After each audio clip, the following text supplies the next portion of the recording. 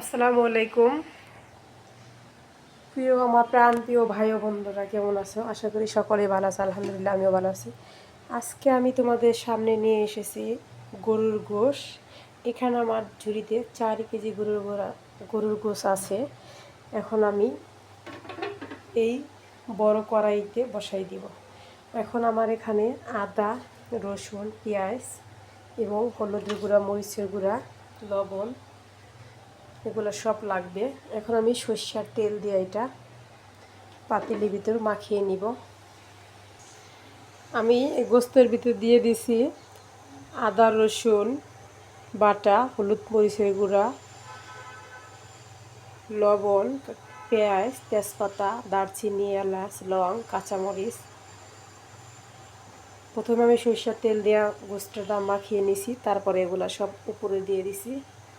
এখন আমি ঢাকনা দিয়ে ঢেকে দিব।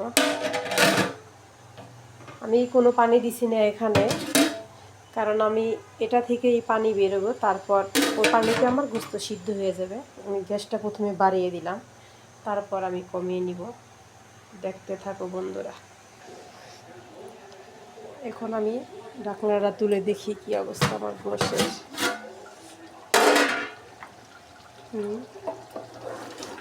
1 থেকে 1.5 ঘন্টা পরিমাণ জাল দিলাম, আর কিছুক্ষণ হবে।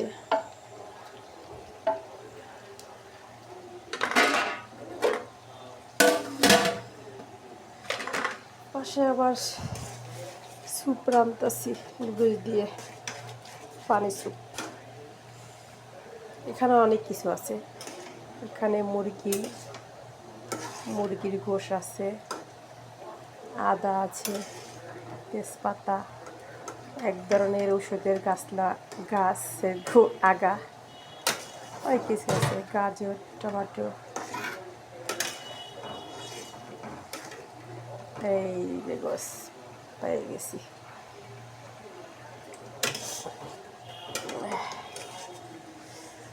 খাওন আর খাওন। এখানে আছে জাম, আরও খাওয়ান আছে।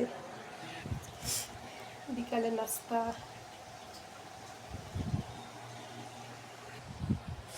বিকেলের নাস্তা।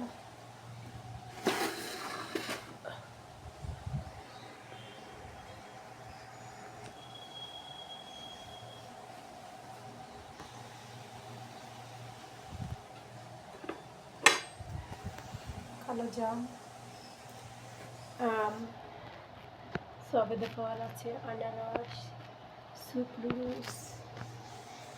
দেখতে পাচ্ছেন এখানে আমার গরুর গোশত হয়ে গেছে। এখন চুলাটা বন্ধ করে দিব। ঠিক আছে বন্ধুরা, ভালো থাকো। আল্লাহ হাফেজ। আমার ভিডিও ভালো লাগলে অবশ্যই সাবস্ক্রাইব করে দিও। ঠিক আছে, আল্লাহ হাফেজ।